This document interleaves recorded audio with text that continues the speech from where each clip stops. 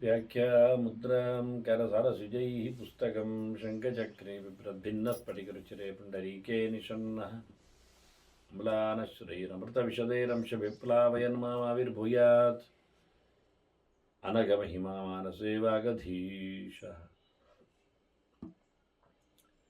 नमस्ते प्राणेश प्रणत विभवायावनिमगाः नमस्वामिन् रामप्रियतमनुमन् गुरुगुण नमस्तुभ्यं भीमप्रबलतमकृष्णेष्ट भगवन् नमः श्रीमन्मध्व प्रदिश सुदर्शन्नो जय जय श्रीगुरुभ्यो नमः।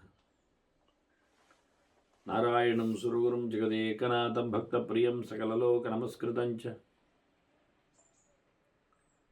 त्रैगुण्यवर्जितमजं विभुमाद्यमीशं वन्दे भवग्नम् अमरासुरसिद्धवन्द्यं नारायणं नमस्कृत्य नरं चैव नरोत्तमं देवीं सरस्वतीं व्यासं ततो जयमुदीरये। ವೇದವ್ಯಾಸರ ಮಹಾಭಾರತದ ಚಿಂತಕರಿಗೆ ವಂದನೆಗಳು. ಶಾಂತಿ ಪರ್ವದ 488ನೆಯ ಪ್ರವಚನ.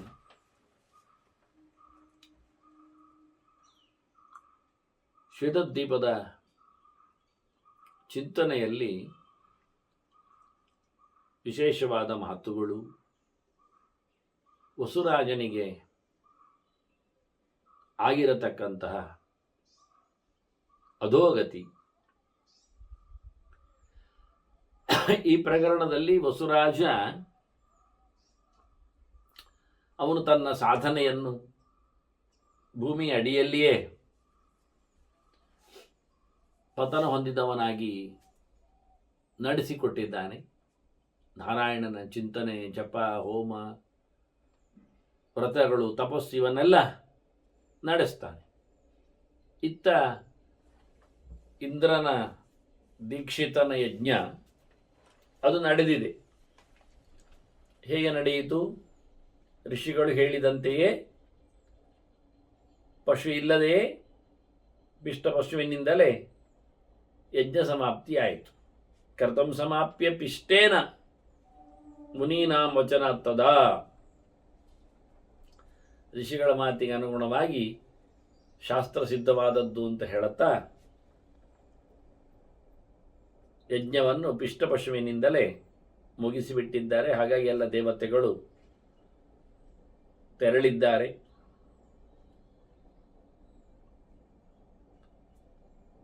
ಋಷಿಗಳು ದಕ್ಷಿಣೆಯ ಋತ್ವಿಜರು ತಗೊಂಡು ಹೊರಟಿದ್ದಾರೆ. ವಸುವಿನ ವಿಶೇಷವಾದ ಆರಾಧನೆಗೆ ಮೆಚ್ಚಿದ ನಾರಾಯಣ ಗರುಡನಿಗೆ ಹೇಳುತ್ತಾನೆ, ತನ್ನ ವಾಹನನಿಗೆ. ಇಲ್ಲಿ ನಾವು ಗರುಡನ ಒಂದು ಪ್ರವೇಶ ಹಾಗೆ ಅವನ ಪೌರುಷ ಇದೆರಡನ್ನು ನಾವು ಗಮನಿಸಬಹುದು. ನನ್ನ ಪಕ್ಷಿ ಸಮೀಕ್ಷೆಯಲ್ಲಿ ಅದನ್ನು ನಾನು ಗುರುತಿಸಿದ್ದೇನೆ. ಅದಶ್ಚರಂ ನೃಪಶ್ರೇಷ್ಠಂ ಖೇಚರಂ ಕುರುಮಾಚಿರಂ. ಬಹಳ ಸುಂದರವಾದಂತಹ ಒಂದು ಪ್ರಾಸ. ಕೆಳಗಿರತಕ್ಕಂತಹ ವಸುರಾಜನನ್ನು ನೀನು ಆಕಾಶದಲ್ಲಿ ಸಂಚಾರ ಮಾಡುವವನನ್ನಾಗಿ ಕೂಡಲೇ ಮಾಡಿಬಿಡು ಅಂತ ದೇವರು ಆದೇಶ ಮಾಡಿದ್ದಾನೆ. ಹಾಗಾಗಿ ಗರುಡ ಅಷ್ಟೇ ವೇಗದಲ್ಲಿ ಭೂಮಿ ಆಳಕ್ಕೆ ತೆರಳಿದ್ದಾನೆ. ಅಲ್ಲಿಂದ ವಸುವನ್ನು, ಈಗ ಅವನು ಪರಿಚರ ಅಲ್ಲವ, ಅದಶ್ಚರ ಇದ್ದಾನೆ. ಆ ವಸುವನ್ನು, ರಾಜನನ್ನು ಮೇಲಕ್ಕೆ ಆಕಾಶದಲ್ಲಿ ಎಸೆದು ಬಿಟ್ಟಿದ್ದಾನೆ. ತತಯೇನಂ ಸಮುಕ್ಷಿಪ್ಯ ಸಹಸ ವಿನತಾಸುತಃ ಉತ್ಪವಾತ ನಭಸ್ತೂರ್ಣಂ ತತ್ರ ಚೈನಂ ಅಮುಂಚತ. ಅವನನ್ನು ಹಿಡ್ಕೊಂಡು ಹಾರಿದ, ಆಕಾಶದಲ್ಲಿ ಕೈ ಬಿಟ್ಟ ಅವನನ್ನು. ಹೋಗಿದಾಯಿತು. ಅವನೀಗ ಭೂಮಿಗೆ ಬೀಳುವುದಿಲ್ಲ, ಮೇಲಕ್ಕೆ ಸಂಚಾರ ಮಾಡಲಿಕ್ಕೆ ಅನುಕೂಲ ಆಗಿಕೊಂಡ. ಎಲ್ಲಿವರೆಗೆ ಅಂದರೆ ಸಶರೀರ ಗತಶ್ಚೈವ ಬ್ರಹ್ಮಲೋಕಂ ನೃಪೋತ್ತಮ. ರಾಜ ಶರೀರ ಸಮೇತನಾಗಿ ಬ್ರಹ್ಮಲೋಕಕ್ಕೆ ಹೋಗಿದ್ದಾನೆ ಅಂತ ಹೇಳಿ, ಹೀಗೆ ನಾರಾಯಣ ಜಪದ ಅತ್ಯಂತ ಎತ್ತರದ ಒಂದು ಪ್ರಭಾವವನ್ನು ಇಲ್ಲಿ ನಾವು ಗುರುತಿಸ್ತಾರೆ. ಮತ್ತೆ ನಾರದರು ಈ ಕಥೆಯಲ್ಲಿ ಬಂದವರು, ಕೇಳಿಕೊಂಡವರು, ನರನಾರಾಯಣರಿಂದ ಚಿಂತನೆಯನ್ನು ನಡೆಸಿದವರು. ನಾರಾಯಣನೇ ಸರ್ವೋತ್ತಮ ಯಾರು ಅಂತ ಚಿಂತನೆಯಲ್ಲಿ ನಾರದನನ್ನು ಉತ್ತರಿಸಿದ್ದು ಮೊದಲು ಬಂದ ಪ್ರಶ್ನೆ ಅದು ಧರ್ಮರಾಜನಲ್ಲಿಯೂ ಸಹ. ಅದಕ್ಕಾಗಿ ಬದರಿನಾರಾಯಣನ ಚಿಂತನೆಯನ್ನು ಭೀಷ್ಮರು ಕೊಟ್ಟದ್ದು.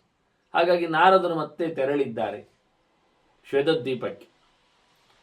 ಅಲ್ಲಿ ಚಂದ್ರನ ಬೆಳದಿಂಗಳಿನಂತೆ, ಚಂದ್ರನ ಕಾಂತಿಯಂತೆ ಭಯಂಕರ ಬಿಳಿಯವರನ್ನು ಜನರನ್ನು ಗುರುತಿಸಿದ್ದಾನೆ, ಕಂಡಿದ್ದಾನೆ. ಅವರು ಗಮನಿಸಿದ್ದಾರೆ ನಾರದರಾದ್ರಿಂದ. ಹಾಗೆ ಅಲ್ಲಿ ಇವನಿಗೆ ನಾರದರಿಗೆ ದೇವರನ್ನು ಕಾಣಬೇಕು ಅಂತ ಆಯಿತು. ಯಾರಿಗೂ ಕಾಣುವುದಿಲ್ಲಲ್ಲ ದೇವರು, ಕತೆ ಬಂದದ್ದು ಹಾಗೆ ಅಲ್ವಾ ಕಥೆಯಲ್ಲಿ. ಹಾಗಾಗಿ ದಿದೃಕ್ಷು ಅಲ್ಲಿನ ತೇಜೋಮಯನಾದ ಭಗವಂತನನ್ನು ಕಾಣಬೇಕು ಅಂತೇಳಿ ನಾರದರು ಜಪ್ಯ ಪರಮಃ ವಿಶೇಷವಾದ ಜಪವನ್ನು ಶುರು ಮಾಡಿದ್ದಾರೆ. ಎಷ್ಟು ಸರ್ವಕೃಚ್ಛ್ರಗತಃ, ಎಷ್ಟೆಲ್ಲ ಕಷ್ಟ ಅನುಭವಿಸಲಿಕ್ಕೆ ಬರ್ತದೆ ಅಷ್ಟೆಲ್ಲ ಕಷ್ಟದಲ್ಲಿ ತಪಸ್ಸು ಮಾಡೋದು. ಹೇಗೆ ಏಕತಾದಿಗಳು ಒಂದು ಕಾಲಲ್ಲಿ ನಿಂತು 1000 ಗಟ್ಟಲೆ ವರ್ಷದ ತಪಸ್ಸು ಮಾಡಲಿಲ್ವಾ? ಅದು ಅಲ್ಲೆಲ್ಲ ಹೊರಗೆ, ಅಲ್ಲಿಯೂ ಮಾಡಿದ್ದಾರೆ ಕಠೋರವಾದ ತಪಸ್ಸು. ನಾರದನು ಅಲ್ಲಿಯೇ ಕಠೋರವಾದ ಭಗವಂತನ ದರ್ಶನಕ್ಕಾಗಿ ತಪಸ್ಸನ್ನು ನಿಂತುಕೊಂಡು ಮಾಡುತ್ತಾ ಇದ್ದಾನೆ. ಭೂತ್ವಾ ಏಕಾಗ್ರಮನಾಹ, ಒಂದೇ ಮನಸ್ಸು ಭಗವಂತನೆಡೆಗೆ ಮಾತ್ರ ಮಾಡಿ. ಊರ್ಧ್ವಬಾಹು ಸಮಾಹಿತ, 2 ತೋಳುಗಳನ್ನು ಮೇಲಕ್ಕೆತ್ತಿಕೊಂಡು ಜಪ ಮಾಡುದು ಅದೊಂದು ವಿಧಾನ. 1 ನಿಮಿಷ ಎತ್ತಿಕೊಂಡು 2 ಕೈಯನ್ನು ಇಡ್ಲಿಕ್ಕೆ ಆಗುವುದಿಲ್ಲ.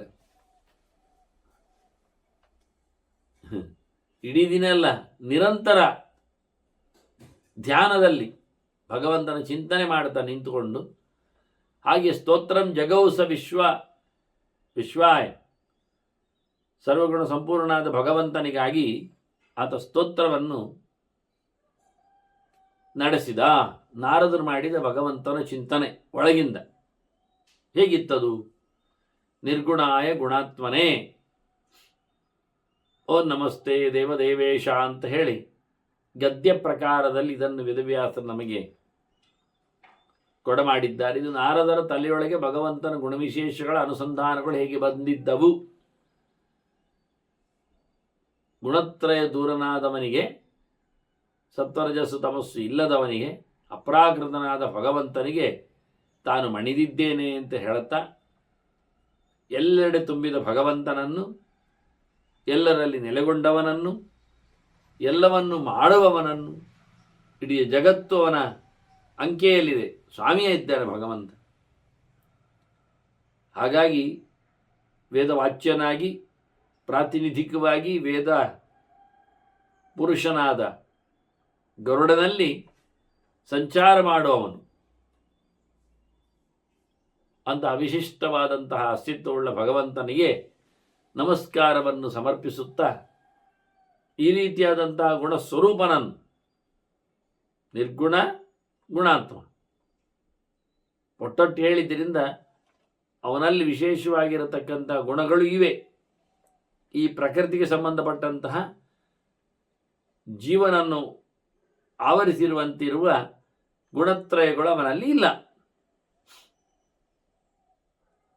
ಒಳ್ಳೆಯ ಆನಂದಾದಿ ಗುಣಗಳು ಅವನನ್ನು ಕಲಿತಿವೆ.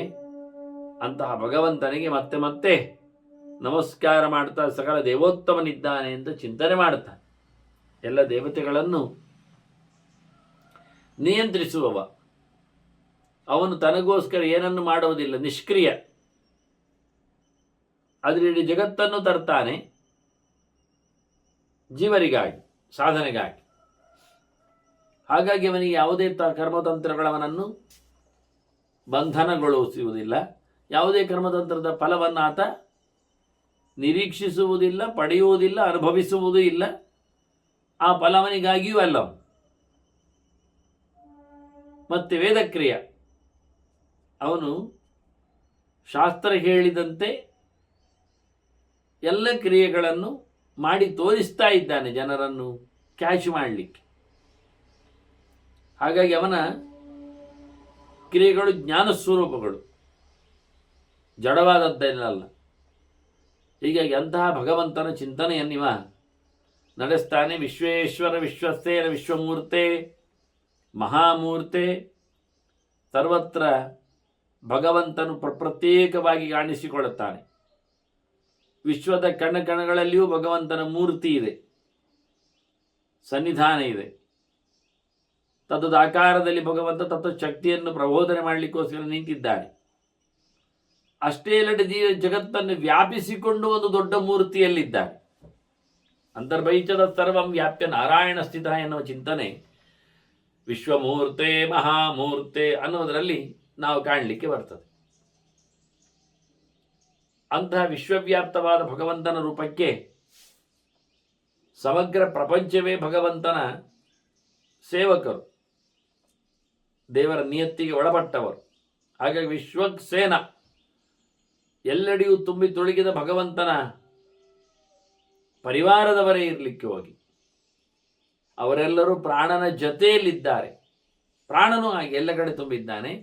ಪ್ರಾಣ ಭಗವಂತನಿಗೆ ಭಾರಿ ಪ್ರಿಯನಿದ್ದಾನೆ. ಹಾಗಾಗಿ ಎಲ್ಲವೂ ಭಗವಂತನ ಅಡಿಯಾಳಾಗಿ ಸುತ್ತುವರೆದಿದೆ. ಅಂತಹ ಭಗವಂತ ಅವನು ವಿಶ್ವಕ್ಕೆ ಒಡೆಯ, ವಿಶ್ವದ ಒಡೆಯರಿಗೆ ಒಡೆಯ. ಅವನು ವಿಶ್ವೇಶ್ವರ ಸ್ವಾಮಿ ಇದ್ದಾನೆ ಭಗವಂತ. ಇಂತಹ ಭಗವಂತನ ಬಗ್ಗೆ ನಾರದರ ಮಾತುಗಳು. ನಾನು ಅರ್ಥಪೂರ್ಣತೆಗೋಸ್ಕರ ಅಂದರೆ ಅನುಸಂಧಾನಕ್ಕೆ ನಿಲುಕುವಂತೆ ಪದಗದಂಬಗಳನ್ನೆಲ್ಲ ಜೋಡಿಸಿದ್ದೇನೆ. ಹೀಗಾಗಿ ನಾರದರು ಅವರ ತಲೆಯಲ್ಲಿ, ಅವರ ಯೋಚನೆಯಲ್ಲಿ, ಅವರು ದೇವರ ಬಗ್ಗೆ ತಿಳ್ಕೊಂಡ ನೆಲೆಯಲ್ಲಿ ಶಬ್ದಗಳನ್ನು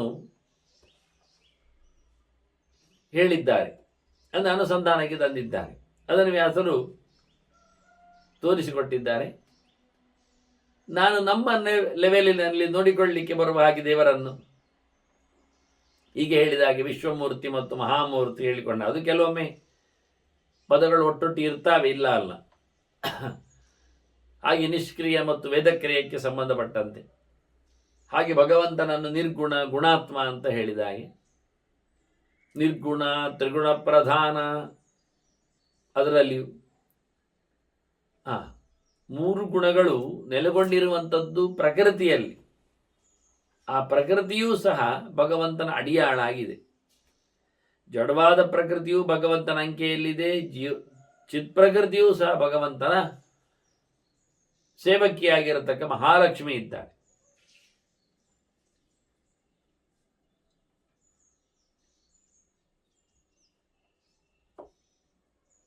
ಇವೆಲ್ಲವನ್ನು ಹೊತ್ತು ನಿಂತವರಿಗೆ ವಿಶೇಷವಾದಂತಹ ಒಡೆಯನಾಗಿ ನಿಂತಿದ್ದಾನೆ ಭಗವಂತ.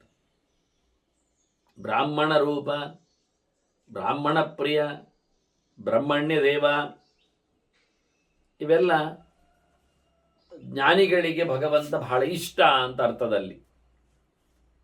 ಯಾರು ಬ್ರಹ್ಮ ಅಂದರೆ ವೇದ, ಯಾರು ಬ್ರಹ್ಮವನ್ನು ಚಿಂತನೆ ಮಾಡ್ತಾರೆ, ವೇದವನ್ನು ಚಿಂತನೆ ಮಾಡ್ತಾರೆ, ಅವರು ಬ್ರಾಹ್ಮಣರು. ಅಂತಹ ವೇದ ಚಿಂತನೆಯ ವ್ಯಕ್ತಿಗಳೊಳಗೆ ನೆಲೆಗೊಂಡವನು, ಅವರನ್ನು ಚೆನ್ನಾಗಿ ವೇದ ಚಿಂತಕರನ್ನಾಗಿ ಮಾಡುವವನು, ಅವರನ್ನು ಪ್ರಿಯನನ್ನಾಗಿಸಿದ್ದಾನೆ. ಅವರಿಗೆಲ್ಲ ಇವನೇ ಆರಾಧ್ಯನಿದ್ದಾನೆ. ವೇದೋಕ್ತನಾದ ಭಗವಂತನನ್ನು ವೇದ ಅರಿತವರಲ್ಲದಿನ್ಯಾರು ತಿಳ್ಕೊಳ್ತಾರೆ. ಅದೊಂದು ವಿಚಿತ್ರವಾದಂತಹ ಚಿಂತನೆ ಅಲ್ವ. ಅಂದರೆ ವೇದೇಶ್ಚ ಸರ್ವೈ ಅಹಮೇವ ವೇದ್ಯ ಅಂತ ಕೃಷ್ಣ ತಾನು ಬ್ರಹ್ಮಣ್ಯ ಅಂದಿದ್ದಾನೆ. ಅಂದರೆ ಬ್ರಹ್ಮ ಅಂದರೆ ವೇದ, ವೇದದಲ್ಲಿ ತಿಳಿಯಲ್ಪಡುವವನು ಅಂತ ಅರ್ಥ. ಬ್ರಹ್ಮ ಅಣತಿ ಅಂದರೆ ಅಣ್ಯತೆ, ಬ್ರಹ್ಮಣ ಎಂದರೆ ವೇದದಿಂದ ತಿಳಿಯಲ್ಪಡ್ತಾನೆ ಅಂತ ಮಾಡಿದರೆ ನಾವೇನು ಹೇಳ್ತೇವೆ ನೋಡಿ, ವೇದಾಕ್ಷರಾಣಿ ಯಾವಂತಿ ಪಠಿತಾನಿ ದ್ವಿಜಾತಿಭಿ ತಾವಂತಿ ಹರಿನಾಮಾನಿ ಪಠಿತಾನಿ ಸಂಶಯ ಅಂತ ಸ್ಪಷ್ಟವಾದ ಮಾತುಗಳು ಪುರಾಣದ್ದು, ಇವತ್ತು ಸ್ಮೃತಿಗಳಲ್ಲಿ, ಧರ್ಮಶಾಸ್ತ್ರಗಳಲ್ಲಿ, ವೇದ ಅಭ್ಯಾಸ ಮಾಡುವವರಲ್ಲಿ ಇದೆ. ವೇದ ಏನೊಂದು ಹೇಳುತ್ತಾರೆ, ಇವತ್ತು ಅಭ್ಯಾಸ ಅಂದರೆ ಉಚ್ಚಾರಣೆ ಮಾತ್ರ ಹೇಳಲಿಕ್ಕೆ ಹೇಳಿಕೊಡುವುದು, ಅದನ್ನೇ ತಿಳಿಸುವುದು. ಏನೇ ಇರಲಿ ವೇದವನ್ನು ಹೇಳಲಿಕ್ಕೆ ಬರ್ತದೆ ಅವರಿಗೆ, ಅಂದರೆ ಉಚ್ಚಾರಣೆ ಮಾಡಲಿಕ್ಕೆ ಬರ್ತದೆ. ಅದಕ್ಕೆ ಸಂಬಂಧಪಟ್ಟಂತಹ ಸ್ವರದಲ್ಲಿ ಅದನ್ನು ಹೇಳುತ್ತಾರೆ. ಆದರೆ ಒಂದೊಂದು ಶಾಖೆಯವರು ಒಂದೊಂದು ರೀತಿಯಾದ ಸ್ವರದಲ್ಲಿ ಹೇಳ್ತಾ ಇದ್ರು ಎನ್ನುವುದನ್ನೆಲ್ಲ 100-300 ವರ್ಷಗಳ ಹಿಂದೆ ದಾಖಲೆ ಮಾಡಿದ್ದಾರೆ. ಹಾಗಾಗಿ ಅಂತಹ ವೇದದ ಉಚ್ಚಾರಣೆಯಲ್ಲಿ ನೆಲೆಗೊಂಡವರು ಯಾರೆಲ್ಲ ಇದ್ದಾರೆ ಭಾರತದಾದ್ಯಂತ, ಅವರೆಲ್ಲರೂ ಹೇಳುವ ಮಾತು, ವೇದವನ್ನು ಎಷ್ಟು ನಾವು ಅಕ್ಷರದಲ್ಲಿ ಹೇಳುತ್ತೇವೆಯೋ ಅಷ್ಟು ಅಕ್ಷರ ಹರಿಯ ನಾಮವನ್ನು, ವಿಷ್ಣುವಿನ ನಾಮವನ್ನು ಹೇಳಿದಂತೆ ಆಗ್ತದೆ ಅಂತ ಅದಕ್ಕೆ ಪ್ರಮಾಣ. ಹಾಗಾಗಿ ವಿಷ್ಣು ನಾಮೋಚ್ಚಾರಣೆ ಮಾಡಬೇಕಾದ್ರೆ ಅವನು ವೈಷ್ಣವ ಆಗಬೇಕಲ್ವ. ವಿಷ್ಣುವಿನ ಚಿಂತನೆ ಮಾಡಬೇಕಾದ್ರೆ ಅವನು ವಿಷ್ಣುವಿನ ಚಿಹ್ನೆ ಹಾಕೊಳ್ಬೇಕಲ್ಲ, ವಿಷ್ಣುವನ್ನು ಒಪ್ಪಬೇಕಲ್ಲ. ಇದೇನಾಗಿದೆ ಅಂದರೆ ನಾಚಿಕೆ ಆಗ್ತದೆ. ಆ ವಾಚ್ಯನಾದವನನ್ನು, ವೇದದಲ್ಲಿ ಹೇಳಲ್ಪಟ್ಟವನನ್ನು ನಾನು ಒಪ್ಪುವುದಿಲ್ಲ, ಅವನ ಸೇವೆಯನ್ನು ನಾನು ಮಾಡುವುದಿಲ್ಲ, ಅವನ ರೂಪವಿಶೇಷಗಳನ್ನು ನಾನು ಧರಿಸುವುದಿಲ್ಲ. ಆದರೆ ವೇದವನ್ನು ಬಳಸ್ತೇನೆ, ಅದನ್ನು ಬಳಸಿಕೊಂಡು ಅದರಲ್ಲಿ ಬದುಕ್ತೇನೆ. ಇದು ನಾಚಿಕೆಗೇಡು ಕೆಲಸ ವಾಸ್ತವವಾಗಿ. ಅದರಲ್ಲಿ ವೇದ ಆರಂಭ ಮಾಡುವಾಗ ಶ್ರೀ ಗುರುಭ್ಯೋ ನಮಃ ಹರಿ ಓಂ ಅಂತ ಹೇಳೋದು. ಹರಿಯ ಚಿಂತನೆ ಮಾಡ್ತೇನೆ ಇನ್ನು ಮುಂದಕ್ಕೆ ಅನ್ನುವ ಎಚ್ಚರದಲ್ಲಿ ಸಂಕಲ್ಪದಲ್ಲಿ ಇದು ಮಾಡುವಂಥದ್ದು. ಹಾಗಾಗಿ ಹರಿಯು ಹರನು ಒಂದೇ ಅಂತ ಹೇಳ್ತೇನೆ. ಹಾಗೆಲ್ಲ ಒಂದೇ ಹೇಳಲಿಕ್ಕೆ ಬರೋದಿಲ್ಲ. ಆದರೆ ನೀವು ಒಂದೇ ಅಂತ ಆದರೆ ಹರ ಓಂ ಅಂತಲೇ ಶುರು ಮಾಡ್ಬೋದಿತ್ತಲ್ಲ. ವೇದಾಕ್ಷರಾಣಿ ಯಾವಂತೇನದೇ ಹರನಾಮಾನಿ ಅಂತ ಹೇಳ್ಬೋದಿತ್ತಲ್ಲ. ಆಗಲಿ.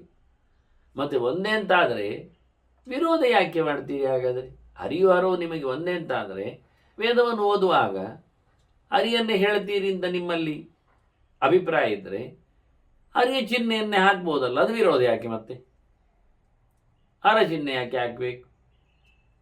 ಹರಿ ಚಿಹ್ನೆಯನ್ನೇ, ಚಕ್ರಶಂಕವನ್ನೇ, ಹರಿಯ ಗೋಪಿ ಚಂದನವನ್ನೇ ಧಾರಣೆ ಮಾಡಬಹುದಲ್ಲ. ಹರಿಯ ದಿನದ ಉಪವಾಸವನ್ನು, ಏಕಾದಶಿಯನ್ನು ಆಚರಿಸಬಹುದಲ್ಲ. ಕೆಲವರು ಹೇಳಿಕೊಳ್ಳುತ್ತಾರೆ, ನಮ್ಮಲ್ಲಿ ಹಳೆಯ ತಲೆಯವರು ಕೆಲವರೆಲ್ಲ ಆವತ್ತು ಉಪವಾಸ ಮಾಡ್ತಾರೆ. ಸರಿ, ಉಪವಾಸ ಮಾಡ್ತಾರೆ ಅಂತಾದರೆ ಆವತ್ತು ಉಪವಾಸ ಉಂಟು ಅಂತಾಯ್ತಲ್ಲ. ಉಳಿದವರು ಮಾಡುವುದಿಲ್ಲ ಅಂದರೆ ಉಳಿದವರು ಸೋಮಾರಿತನದಿಂದ ಮಾಡುವುದಿಲ್ಲ ಅಂತ ಅರ್ಥ ಆಯ್ತಲ್ಲ. ಮತ್ತೆ ಅವರಿಗೆ ಅಲ್ಲ ಆಗುವುದಿಲ್ಲಲ್ಲ, ಏಕಾದಶಿ ಉಪವಾಸ ಇಲ್ಲದ ದಿನ ಆಗುವುದಿಲ್ಲಲ್ಲ. ಮತ್ತು ಅದನ್ನು ಹೇಗೆ ಢಾಳಾಗಿ ಪಂಚಾಂಗಗಳಲ್ಲಿ ಏಕಾದಶಿ ಎನ್ನುವುದು ಅದೇನು ಅದು ವೈಷ್ಣವರಿಗೆ ವ್ರತ ನೋಡಿ. ಮತ್ತೆ ವೈಷ್ಣವರಿಗೆ ವ್ರತ ಆವತ್ತು ಸ್ಮಾರ್ತರು ಶ್ರಾದ್ದ ಹಾಕ್ತಾರೆ. ಹಾಕದೇ ಇರತಕ್ಕ ಶ್ರಾದ್ದ, ಹಾಕದೇ ಇರತಕ್ಕ ಸ್ಮಾರ್ತರು ಇದ್ದಾರಲ್ಲ, ಎಂತ ಮಾಡುವ? ಹೀಗಾಗಿ ನಾವು ಬೇಕೆಂದೇ ಆಗ್ರಹದಿಂದ ಅದನ್ನು ನಡೆಸ್ತಾ ಇಲ್ಲ. ದೇವರ ವೇದವನ್ನು ಬಳಸ್ತೇವೆ, ಆದರೆ ವೇದದ ದೇವರನ್ನು ಬಳಸುವುದಿಲ್ಲ. ಹಾಗಾಗಿ ದೇವರ ವೇದದಿಂದ ಬದುಕ್ತೇವೆ, ದೇವರಿಗಾಗಿ ಬದುಕುವುದಿಲ್ಲ. ಇಷ್ಟು ವಿಷಯ. ಅದರಿಂದ ಬ್ರಹ್ಮಣ್ಯ ದೇವ ಲೋಕಸಾಕ್ಷಿನ್, ಇಡೀ ಜಗತ್ತಿಗೆ ನೀನು ಸಾಕ್ಷಿಯಾಗಿತ್ತು, ಸಾಕ್ಷಾತ್ ದ್ರಷ್ಟ ಅಂತ. ಎಲ್ಲವನ್ನು ನೀನು ನೋಡ್ತಿ, ಎಲ್ಲರನ್ನು ನೀನು ನೋಡ್ತಾ ಇದ್ದಿ, ಆದರೆ ಯಾರು ನಿನ್ನನ್ನು ನೋಡ್ತಾ ಇಲ್ಲ. ಯಾಕೆ? ನೀನು ಕಾಣುವುದಿಲ್ಲ, ಅವ್ಯಕ್ತನಾಗಿದ್ದಿ ನೀನು. ಅದರಿಂದ ಭಗವಂತ ಜಗತ್ತಿನ ವಿಶೇಷವಾದಂತಹ ದರ್ಶನವುಳ್ಳವ. ಪ್ರತಿಯೊಂದು ಜೀವವನ್ನು, ಪ್ರತಿ ವ್ಯಕ್ತಿಯನ್ನು, ಲೋಕಶಬ್ದ ಎರಡನ್ನೂ ಹೇಳ್ತದೆ, ಜಗತ್ತನ್ನು ಹೇಳ್ತದೆ, ಜನರನ್ನು ಹೇಳ್ತದೆ. ನೀನು ಮತ್ತೆ ಬಾಂಧವ, ಎಲ್ಲರಿಗೂ ಸಹ ನೀನು ಬಂಧು, ಅತ್ಯಂತ ಹಿತೈಷಿ. ಬಿಂಬನಾಗಿ ಭಗವಂತ ಎಲ್ಲರ ಒಳಗೂ, ಮನೆಯಲ್ಲಿ ಅಲ್ಲ, ಅವರ ದೇಹದೊಳಗೇ ಇದ್ದಾನೆ. ಇನ್ನೆಂತ ಮಾಡುವ? ದೇವರನ್ನು ಹೊರಗೆ ಹಾಕಲಿಕ್ಕೆ ಬರುವುದಿಲ್ಲ. ಅದು ಯಾವನೇ ಇರಲಿ, ಎಂಥ ಕೆಟ್ಟ ದೇವರ ವಿರೋಧಿಯೇ ದ್ವೇಷಿ ಆಗಿದ್ರು ಅವನು ತನ್ನ ಒಳಗಿಂದ ದೇವರನ್ನು ಹೊರಗೆ ಹಾಕಲಿಕ್ಕೆ ಆಗುವುದಿಲ್ಲ. ಹೊರಗೆ ಹಾಕಿದ ಅಂದರೆ ಅವನೇ ಸಾಯ್ತಾನೆ, ಉಪಾಯ ಇಲ್ಲ ಅವನು. ಹಾಗಾಗಿ ನೀನು ಎಲ್ಲರಿಗೂ ಬಂಧುವಾಗಿದ್ದರೂ ಪ್ರೀತಿಸುವುದು ಭಕ್ತರನ್ನು ಮಾತ್ರ. ನೀನು ಭಕ್ತ ವತ್ಸಲ, ನಿನಗೆ ನಿನ್ನ ಭಕ್ತ ಅಂದರೆ ಭಾರಿ ಇಷ್ಟ. ಅವನನ್ನು ನೀನು ಮಗುವಿನಂತೆ ಸೆಳೆದೊಯ್ತೀಯ. ಭಕ್ತಂ ವತ್ಸ ಇವ ಲಾತಿ ಅಂತ. ವತ್ಸ ಅಂದರೆ ಕರು. ದನ ಹೇಗೆ ಕರುವನ್ನು ಭಾರಿ ಮುದ್ದು ಮಾಡುತ್ತದೆ, ಕರು ಹೇಗೆ ದನದ ಹತ್ರ ಭಾರಿ ಗಮ್ಮತ್ತಿನಲ್ಲಿ ಓಡಾಡ್ತದೆ, ಹಾಗೆ ಭಕ್ತ ವತ್ಸ ಲ ಅಂದರೆ ಅದಾನ, ಸ್ವೀಕಾರ, ಅತ್ಯಂತ ಪ್ರೀತಿ. ಮತ್ತೆ ನೀನು ಸಲ ಅಂತ ಮಾಡಿದರೆ ಭಕ್ತವತ್ ಸಲ, ಭಕ್ತನಂತೆ ನೀನು. ನಿನಗೆ ಅವನು ಭಕ್ತ, ಅವನಿಗೆ ನೀನು ಭಕ್ತ. ನೀನು ಭಕ್ತನಂತೆ ಅವನ ಜೊತೆಯಲ್ಲಿ ನೀನು ವ್ಯವಹಾರ ಮಾಡ್ತಿ. ಅಷ್ಟು ಸಲುಗೆ, ಪ್ರೀತಿ, ವಿಶ್ವಾಸ.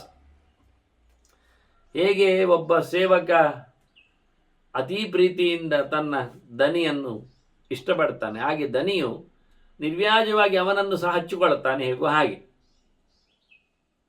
ಸುಮಾರಾಗಿ ಇದನ್ನು ಪ್ರಾಣಿಗಳಲ್ಲಿ ನಾವು ನೋಡುತ್ತೇವೆ. ಅವುಗಳಲ್ಲಿ ಒಳಗೊಂದು ಹೊರಗೊಂದು ಇಲ್ಲ, ಸ್ವಾರ್ಥ ಇಲ್ಲ. ಆದರೆ ಭಗವಂತ ಇಡೀ ಜಗತ್ತನ್ನು ತನ್ನನ್ನು ಪ್ರೀತಿಸಿದ ಜ್ಞಾನಿಯಲ್ಲಿ ತೆರೆದಿರುತ್ತಾನೆ. ಅದರಿಂದ ಜ್ಞಾನಿತು ಆತ್ಮವೇ ಮತಮ್ಮಂದವ. ಹಾಗೆ ಚಿತ್ರಶಿಖಂಡಿನ್, ಹಿಂದೆ ಚಿತ್ರಶಿಖಂಡಿಗಳ ಶಾಸ್ತ್ರ ಅಂತ ಹೇಳಿ ಬಂದಿತ್ತಲ್ಲ, ಭಗವಂತನನ್ನೇ ಕರೆದು ಬಿಟ್ಟ.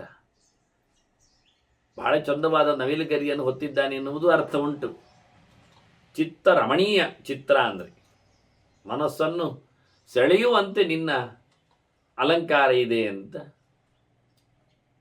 ಹಾಗೆ ಚಿನ್ನ ತೃಷ್ಣ, ಚಿನ್ನ ಸಂಶಯ, ನಮ್ಮ ಆಸೆಗಳನ್ನೆಲ್ಲ ಕತ್ತರಿಸಿದವ ನೀನು. ನಮ್ಮ ಸಂಶಯಗಳಿಗೂ ಸಹ ಕತ್ತರಿ ಹಾಕಿದವ ನೀನು. ನೀನಾಗಿ ಯಾವುದೇ ಸಂಶಯವನ್ನು ಪಡೆದವನಲ್ಲ, ಯಾವ ಆಸೆಯಲ್ಲಿ ಇರುವವನೂ ಅಲ್ಲ ನೀನು.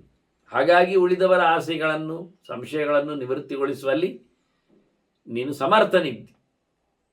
ಅದರಂತೆ ನೀನು ಕ್ಷೇತ್ರಜ್ಞ. ನೀನು ಹಿಂದೆ ಹೇಳಿದೆ ಇದ್ರ ಕ್ಷೇತ್ರದ ಅರ್ಥ. ಶರೀರ ಎನ್ನುವುದು ಕ್ಷೇತ್ರ. ಇಡೀ ಜಗತ್ತು ಎಲ್ಲ ಬಗೆಯ ಶರೀರಗಳನ್ನು ಹೊತ್ತ ಜೀವರಾಶಿಗಳು. ಆ ಎಲ್ಲ ಶರೀರಗಳನ್ನು ನೀನು ತಿಳ್ಕೊಂಡಿದ್ದೀಯ. ಅವರ ಸ್ವರೂಪ ಆಗಲಿ, ಸಾಧನ ಶರೀರ ಆಗಲಿ, ಅಥವಾ ಅವರ ವೇದನಾ ಶರೀರ ಇರಲಿ, ಸ್ಥೂಲ ಇರಲಿ, ಸೂಕ್ಷ್ಮ ಇರಲಿ, ಯಾತನ ಇರಲಿ, ಎಲ್ಲ ಶರೀರಗಳ ಬಗ್ಗೆಯೂ ನಿನಗೆ ಅರಿವು ಇದೆ. ಹೇಗೆ ಅಂದರೆ ಸರ್ವಗತನಾಗಿ ನೀನು ಅರಿವನ್ನು ಪಡೆದವ, ಎಲ್ಲರಿಗೂ ಗತಿ ನೀನೇ ಇದ್ದೀಯ. ಸರ್ವಗತೆ, ಸರ್ವದರ್ಶಿನ್, ಎಲ್ಲರನ್ನು ಎಲ್ಲ ಪ್ರಕಾರದಲ್ಲಿ ನೋಡಿಕೊಳ್ಳುವವ, ನೋಡುತ್ತಿರುವವ. ನಗ್ರಾಹ್ಯ, ಯಾರಿಗೂ ನಿನ್ನನ್ನು ಹಿಡಿಲಿಕ್ಕೆ ಆಗುವುದಿಲ್ಲ, ಪಡಿಲಿಕ್ಕೆ ಆಗುವುದಿಲ್ಲ. ಯಾವ ಇಂದ್ರಿಯಗಳಿಂದಲೂ ನಿನ್ನನ್ನು ಅರಿಯುವಂತಿಲ್ಲ. ಅಕ್ಷಯ, ಕೊನೆಯಿರದವ ನೀನು, ಕಳ್ಕೊಳ್ಳದವ ನೀನು. ಯಾವುದೇ ಚ್ಯುತಿ ನಿನ್ನಲ್ಲಿಲ್ಲ. ನಿನಗಾಗಿ ನೀನು ಬ್ರಹ್ಮಾಂಡ ಕಟ್ಟಿಕೊಂಡದ್ದೂ ಇಲ್ಲ. ಕ್ಷಯ ಅಂದರೆ ಮನೆ ಅಂತಲೇ ಅರ್ಥ ಉಂಟು. ಅಕ್ಷಯ ಅಂದರೆ ಮನೆ ಇಲ್ಲದವ ಅಂತ. ನಿಜವಾಗಿ ದೇವರೊಬ್ಬರಿಗೆ ಮನೆ ಇಲ್ಲ. ಈಗ ಎಲ್ಲರ ಮನೆಯಲ್ಲಿದ್ದಾನವ, ಅವನಿಗಾಗಿ ಮನೆ ಬೇಡ. ನಮಗೆ ಬ್ರಹ್ಮಾಂಡ ಬೇಕು ಸಾಧನೆಗಾಗಿ, ಅವನಿಗೆ ಬ್ರಹ್ಮಾಂಡ ಬೇಡ. ಎಲ್ಲ ಬ್ರಹ್ಮಾಂಡಗಳು ಅವನಿಂದ ನಿರ್ಮಿತಿಯನ್ನು ಪಡಿತದೆ, ಆದರೆ ಅವನಿಗಾಗಿ ಅಲ್ಲದು. ಎತ್ತರ ತ್ರಿಸರ್ಗೋ ಮೃಷ, ಜೀವರಿಗಾಗಿ ಸೃಷ್ಟಿ. ಅಚಲ, ಫುಲ್ ಟೈಟ್, ಸರ್ವವ್ಯಾಪ್ತನಾದ್ರಿಂದ ಅವನು ಅಲ್ಲಾಡುವುದು ಎಲ್ಲಿಗೆ? ಇಟ್ ಮೂವ್ಸ್ ಹೇಳಿದಾಗೆ ಅದರೊಟ್ಟಿಗೆ ಅಲ್ಲ ಅಂತಲೇ ಹೇಳ್ತಾರೆ. ಅಚಲ, ಅಜ, ಹುಟ್ಟದವನು, ಪ್ರಾಕೃತವಾದ ದೇಹ, ಪ್ರಾಕೃತವಾದ ಬದುಕು, ಇದು ಯಾವುದೂ ಇಲ್ಲ ಅವನಲ್ಲಿ. ಹಾಗಾಗಿ ಮತ್ತೊಂದಾಗಿ ಭಗವಂತ ಕಾಣಿಸಿಕೊಳ್ತಾನಷ್ಟೇ ಹೊರತು ಹುಟ್ಟುವುದಿಲ್ಲ. ಪುರುಷೋತ್ತಮ, ಇದು ನಮಗೊತ್ತು. ಕೃಷ್ಣನೇ ಹೇಳಿಕೊಂಡಿದ್ದಾನೆ, ಅಥೋಸ್ಮಿ ಲೋಕೇ ವೇದೇಚ ಪ್ರತಿದ ಪುರುಷೋತ್ತಮ ಅಂತ. ಎರಡು ಪ್ರಕಾರದ ಪುರುಷರಿದ್ದಾರೆ ಅಂತ ಹೇಳ್ತಾ, ಅಕ್ಷರ ಸರ್ವಾಣಿ ಭೂತಾನಿ ಅಂತ ಹೇಳ್ತಾ, ಕ್ಷರಪುರುಷರು ಎಲ್ಲರೂ ಅಂತರು ಅಂತ ಹೇಳ್ತಾ, ಅಕ್ಷರಳು ಲಕ್ಷ್ಮಿ, ಇವರಿಬ್ಬರಿಗಿಂತ ನಾನು ಮಿಗಿಲಿದ್ದೇನೆ, ಉತ್ತಮನಿದ್ದೇನೆ. ಮಹಾಪುರುಷ, ಮಹಾ ಅಂದರೆ ಮಹಾಪೂಜಾಯಾಮ ಅಂತ ಧಾತ್ವ ಅರ್ಥ ಬೇಕಾದರೆ.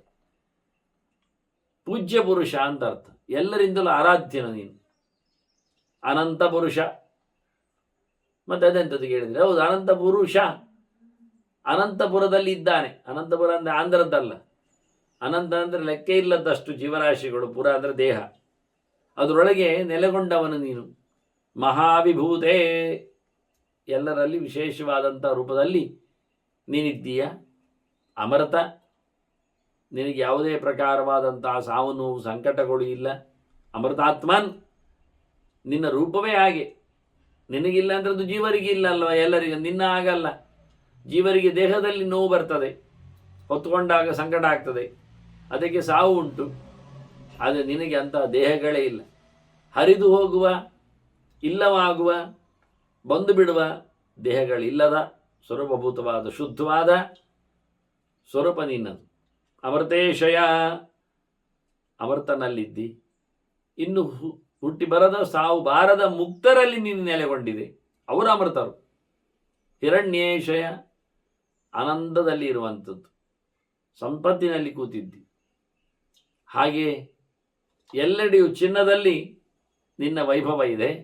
ವೇದೇಶಯ, ಹಾಗೆ ನೀನು ಸಮಸ್ತ ವೇದಗಳಿಂದ ಆರಾಧ್ಯನಿದ್ದಿ, ಹೇಳಲ್ಪಡ್ತೀಯ, ತಿಳಿಯಲು ಪಡ್ತೀಯ. ದೇವೇಶಯ, ಸಕಲ ದೇವತೆಗಳಲ್ಲಿ, ವೇದಗಳಲ್ಲಿ ಉಂಟು ಹೇಳಿದರೆ ವೇದಗಳಲ್ಲಿ ಇರತಕ್ಕ ದೇವತೆಗಳಲ್ಲಿ ಇರಬೇಕಲ್ಲ. ಕುಶೇಶಯ, ನೋಡಿ ವಿಶೇಷವಾದ ಒಂದು ವಸ್ತು ಕುಶ, ದರ್ಭೆ. ದರ್ಭಾಗ್ರೇ ಶಂಕರ ಪ್ರೋಕ್ತ, ಧರ್ಮ ಮಧ್ಯೆ ಜನಾರ್ದನ ಹೇಳಿಕೊಂಡು 3 ರೂಪಗಳು ಭಗವಂತನದ್ದು ಅಲ್ಲದೆ 3 ವ್ಯಕ್ತಿಗಳು ದರ್ಭೆಯಲ್ಲಿ ನಿಂತಿದ್ದಾರೆ. ಸರ್ವೇ ದೇವ ಸವಾಸವಾಹ ಅಂತ ಇಡೀ ಜಗತ್ತು ದೇವತೆಗಳ ಸಾಮ್ರಾಜ್ಯ. ಹಾಗಾಗಿ ದರ್ಭೆ ಅತ್ಯಂತ ಪ್ರಶಸ್ತವಾದಂತಹ ಪೂಜೆಗೆ, ಜಪಕ್ಕೆ, ಇನ್ನಿತರ ಕೈಂಕರ್ಯಗಳಿಗೆ ಅದು ಬೇಕೇ ಅನಿಸಿಕೊಂಡಿದೆ. ಅದರಂತೆ ಬ್ರಹ್ಮೇಶಯ, ಎಲ್ಲರಲ್ಲಿ ಇದ್ದೀಯ, ಚತುರ್ಮುಖನಲ್ಲಿ ವಿಶೇಷವಾಗಿದೆ. ಹಾಗೆ ಪದ್ಮೇಶಯ, ಮಹಾಲಕ್ಷ್ಮಿಯಲ್ಲಿ. ಪದ್ಮಾಶ್ರೀಹಿ, ಮಹಾಲಕ್ಷ್ಮಿಯನ್ನು ಪದ್ಮ ಅಂತ ಕರೀತಾರೆ. ಬ್ರಹ್ಮಾಂಡವೇ ದೊಡ್ಡ ಪದ್ಮ ಅಲ್ವ. ತಲ್ಲೋಕ ಪದ್ಮಂ, ಅದರಲ್ಲಿ ಭಗವಂತ ಆರಾಮವಾಗಿದ್ದಾನೆ. ಅನಂತಾಖ್ಯ ವ್ಯೋಮ, ನೀನು ಆಕಾಶದ ಹಾಗೆ, ಆಕಾಶವತ್ ಸರ್ವಗತಶ್ಚ ನಿತ್ಯ. ಆದರೆ ಇದನ್ನು ಪರಿಧಿಯಲ್ಲಿ ಚೌಕಟ್ಟಿನಲ್ಲಿ ಕಟ್ಟಿಕೊಳ್ಳುವ, ಪ್ರಾಕೃತವಾಗಿಯೂ ಮಾಡಲಿಕ್ಕೆ ಬಾರದ ಆಕಾಶ ನೀನು.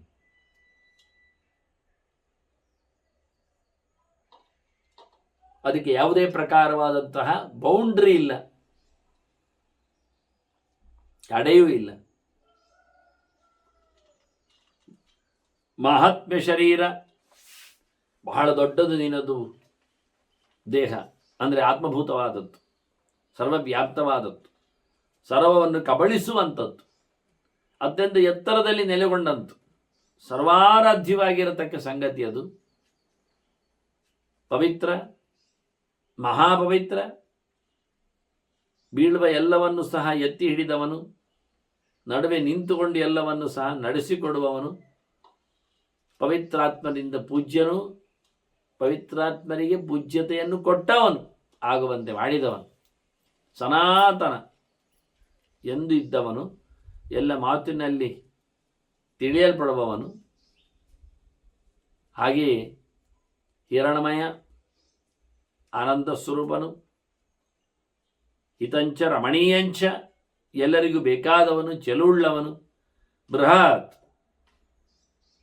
ಭಾರಿ ದೊಡ್ಡವನು, ಅಪ್ರತರ್ಕ್ಯ.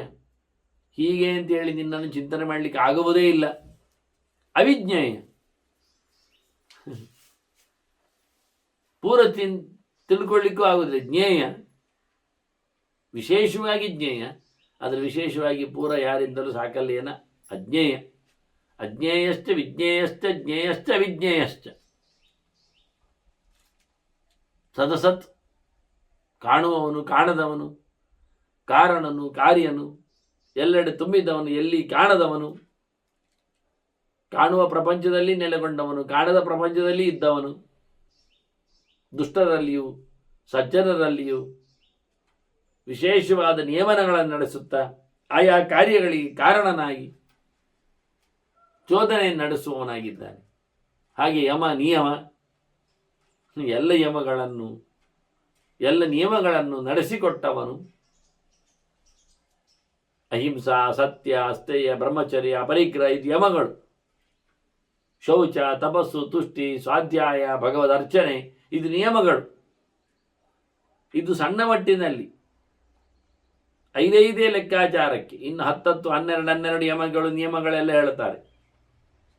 ಈ ಸರ್ವ ಯಮ ನಿಯಮಗಳು ನಿನ್ನ ಶಾಸನಗಳು.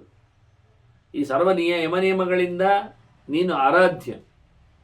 ಈ ಧರ್ಮಗಳನ್ನು ಲೋಕದಲ್ಲಿ ಗಟ್ಟಿ ಮಾಡಿದವನು ನೀನೇ.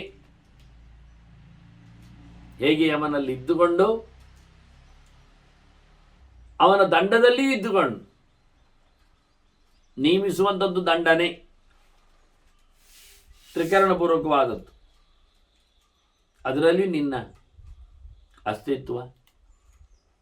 ಹಾಗೆ ಮಹಾನಿಯಮ, ನಿನಗೆ ಯಾವುದೇ ನಿಯಮಗಳು ಅನ್ವಯ ಆಗುವುದಿಲ್ಲ.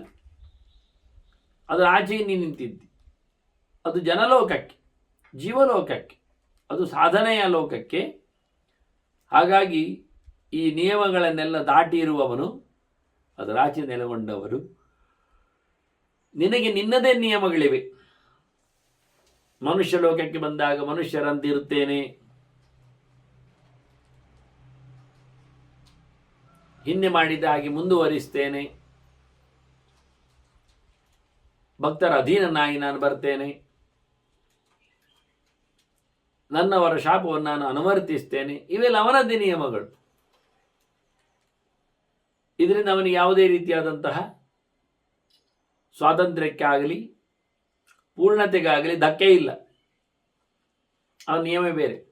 ಕೃಚ್ರಾತಿ ಕೃಚ್ರ, ನಾರದ ತಾನು ಬಹಳ ಕಷ್ಟಪಟ್ಟು ತಪಸ್ಸಿನಲ್ಲಿ ನೆಲೆಗೊಂಡಿದ್ದಾನೆ ದೈಹಿಕವಾಗಿ. ಅದಕ್ಕೆ ಭಗವಂತನನ್ನೇ ಹೇಳುತ್ತಾನೆ, ಇಷ್ಟೆಲ್ಲ ಕಷ್ಟದ ಕೆಲಸಗಳನ್ನು ನಡೆಸಿಕೊಡುವವನು ನೀನೇ, ಸುಲಭವಾಗಿ ಬುದ್ಧಿ ಕೊಟ್ಟವನು ನೀನೇ, ಹಾಗೆ ನಡೆಸುವವರಿಗೆ ಫಲದಾತ್ರವೇ ನೀನೇ ಇತ್ತು. ಕೃಚ್ರ, ಅತಿ ಕೃಚ್ರ, ತಪ್ತ ಕೃಚ್ರ, ಅರ್ಧ ಕೃಚ್ರ, ಕೃಚ್ರ, ಅತಿ ಕೃಚ್ರ ಇವೆಲ್ಲ ಪ್ರಾಯಶ್ಚಿತ್ತಗಳ ಶಬ್ದಗಳು.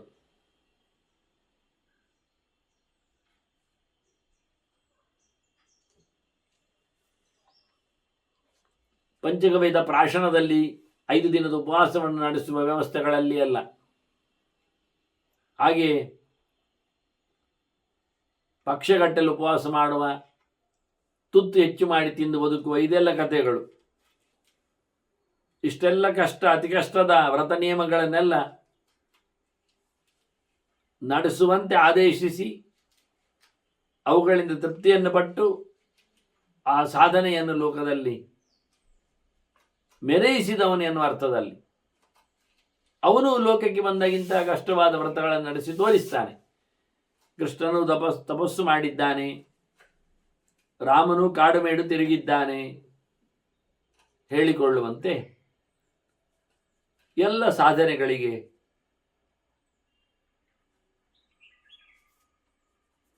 ಮೂಲ ನೀನೇ ಇದ್ದಿ. ಮಹಾಕೃಚ್ರ, ಬಹಳ ದೊಡ್ಡ ಕಷ್ಟದ ತಪಸ್ಸಿಗೆ ನಿಲುಕುವವ ನೀನು. ಹಾಗೆ ಎಲ್ಲ ನಿಯಮಗಳನ್ನು ಹೊತ್ತವ ನಿಯಮಧರ ಭಗವಂತ. ವ್ಯಕ್ತಾವ್ಯಕ್ತ, ಕಾಣ್ತಾನೆ, ಕಾಣುವುದಿಲ್ಲ, ಕಾಣುವ ಪ್ರಪಂಚದಲ್ಲಿದ್ದಾನೆ, ಕಾಣದ ಪ್ರಪಂಚದಲ್ಲಿ ಇದ್ದಾನೆ, ಕಂಡರೂ ಕಾಣದಂತಿರ್ತಾನೆ, ಕಾಣಿಸಿಕೊಳ್ಳುವುದಿದ್ದರೂ ಕಾಣಿಸಿಕೊಳ್ಳುತ್ತಾನೆ. ಕಾಣುವ ಜಗತ್ತಿಗೆ, ಕಾಣದ ಜಗತ್ತಿಗೆ ಎಲ್ಲದಕ್ಕೂ ಕಾರಣನಿದ್ದಾನೆ. ಕಾಣುವಂತಿರುವ ಮನುಷ್ಯರು, ಕಾಣದಂತಿರುವ ದೇವತೆಗಳು, ಇವರಿಗೂ ಹೀಗೆ ಕಾಣುವ ಪ್ರಪಂಚದಲ್ಲಿ ನೆಲೆಗೊಂಡು ಕಾಣುತ್ತಾನೆ, ಕಾಣದ ಪ್ರಪಂಚದಲ್ಲಿ ನೆಲೆಗೊಂಡು ಕಾಣಿಸುವುದಿಲ್ಲ. ದೇವರು ವ್ಯಕ್ತನು, ಅವ್ಯಕ್ತನು, ಸಂಜ್ಞಾ ಸಂಜ್ಞ. ದೇವರನ್ನು ಕರೀಲಿಕ್ಕೆ ಬರ್ತದೆ, ದೇವರನ್ನು ಕರೀಲಿಕ್ಕೂ ಗೊತ್ತಾಗುವುದಿಲ್ಲ. ಎಂತ ಅಂತ ಕರೆಯುವುದು, ಕಮ್ಮಿ ಆಗ್ತದೆ. ಹೇಳಿದ್ದೆಲ್ಲ ಅಷ್ಟೇ ಅಲ್ಲ ಅವನು. ಆದ್ದರಿಂದ ಅವನಿಗೆ ಪೂರ್ಣವಾದ ಹೆಸರು ಇಲ್ಲ. ಎಲ್ಲ ಹೆಸರುಗಳು ಹೇಳುವುದರಿಂದ ಅವನಿಗೆ ಹೆಸರು ಎಲ್ಲವೂ ಇದೆ. ಎಲ್ಲ ಹೆಸರುಗಳಿದ್ದರೂ ದೇವರಿಗೆ ಸರಿಯಾದ ಹೆಸರುಗಳು ಇಲ್ಲ ಪೂರ. ಹೇಗೆ ದೇವರಿಗೆ ಹೆಂಡತಿ ಇದ್ದಾಳೆ, ಆದರೆ ಸಮನಾದದ್ದಲ್ಲ ಅವಳು. ದೇವರಿಗೆ ಸಮ ಅಲ್ಲ, ದೇವರಿಗಿಂತ ಸಣ್ಣದೆ. ಎಲ್ಲ ವಿಷಯದಲ್ಲಿ. ಹಾಗೆ ಆಯಿತು. ಭಗವಂತನಿಗೆ ಸರಿಯಾಗಿ ನಾವು ಹೆಸರು ಕೊಡಲಿಕ್ಕೆ ಬರುವುದಿಲ್ಲ. ಆದರೆ ಎಲ್ಲ ಹೆಸರುಗಳು ಅವನನ್ನು ಹೇಳ್ತದೆ ಎನ್ನುವುದರಲ್ಲಿ ತಪ್ಪಿಲ್ಲ. ಹಾಗಾದರೆ ದೇವರನ್ನು ನಾವು ದುಃಖಿಯಿಂದ ಕರೀಲಿ. ಎಂತದಕ್ಕೆ ಹೇಳಿದರೆ, ಹೌದು ದುಃಖ ಉಳ್ಳವನು ಅಂತಲ್ವಾ? ಹೌದು ದುಃಖ ಉಂಟವನಲ್ಲಿ. ಯಾರಿಗೆ ಕೊಡಲಿಕ್ಕೆ? ಅವನನ್ನು ಅನುಭವಿಸ್ಲಿಕ್ಕೆ ಅಲ್ಲ. ದುಡ್ಡುಂಟು ಹೇಳಿದ ಹಾಗೆ, ದುಡ್ಡಿದ್ದವನನ್ನು ನಾವು ದುಡ್ಡುಂಟು ಅಂತ ಹೇಳಲಿಕ್ಕೆ ಬರೋದಿಲ್ವ? ಆ ದುಡ್ಡನ್ನು ಇನ್ನೊಬ್ಬರಿಗೆ ಕೊಡ್ತಾನೆ, ಅದು ಅವನದ್ದು ಅಲ್ಲ, ಅದು ಬೇಕಾದರೆ. ಹಾಗೆ ಇಲ್ಲಿ ದುಃಖದ ಸ್ವಾಮಿ ಭಗವಂತ. ಆದ್ದರಿಂದ ಯಾರಿಗೂ ಯಾವತ್ತು ಹೇಗೂ ಬೇಕಾದ ದುಃಖವನ್ನು ಕೊಡಲು ಸಮರ್ಥನಿದ್ದಾನೆ. ಆದ್ದರಿಂದ ಅವನನ್ನು ಈ ದುಃಖಿ ಅಂತ ಕರೀರಿ, ಏನಾಯಿತು? ಹಾಗೆ ಭಗವಂತನನ್ನು ಎಲ್ಲ ಮಾತುಗಳು ಹೇಳುತ್ತವೆ, ಆದರೆ ಯಾವುದು ಪೂರ್ವವಾಗಿ ಹೇಳುವುದಿಲ್ಲ. ಯಾವುದು ಗಮನಿಸಿದ್ರು ಗುರುತಿಸಿದ್ರು ದೇವರನ್ನೇ ಗುರುತಿಸಿದಂತೆ, ಅದು ಪೂರ್ತಿ ಅಲ್ಲ. ಹಾಗೆ ಭಗವಂತ ನಿವೃತ್ತ ಭ್ರಮ, ಅವನಿಗೆ ತಪ್ಪು ಕಲ್ಪನೆಗಳೇ ಇಲ್ಲ. ಇನ್ನೊಬ್ಬರ ತಪ್ಪು ಕಲ್ಪನೆಗಳನ್ನು ನಿವೃತ್ತಿಗೊಳಿಸುವವ. ಅವನಿಂದಾಗಿ ಎಲ್ಲ ತಪ್ಪುಗಳು ಮಾಯ ಆಗ್ತವೆ. ಭಿದ್ಯತೆ ಹೃದಯ ಗ್ರಂಥಿ ದೃಷ್ಟೇ ತಸ್ಮಿನ್ ದೃಷ್ಟೇ ಪರಾವರೇ. ದೇವರ ದರ್ಶನ ಆದಾಗ ಮನುಷ್ಯನಿಗೆ ಎಲ್ಲ ಪ್ರಕಾರದ ಸಂಶಯಗಳು ತಪ್ಪು ಕಲ್ಪನೆಗಳು ಹೊರಟೋಗ್ತವೆ. ಜ್ಞಾನ ವಿಷಯಕವಾಗಿಯೂ ಭಗವಂತನ ಅರಿವು ಬಂದಾಗ, ದರ್ಶನ ಆದಾಗ. ಹಾಗೆ ಪೃಷ್ಟಿಗರ್ಭ ಭಗವಂತನ ಒಂದು ಅವತಾರ ರೂಪ. ಅದು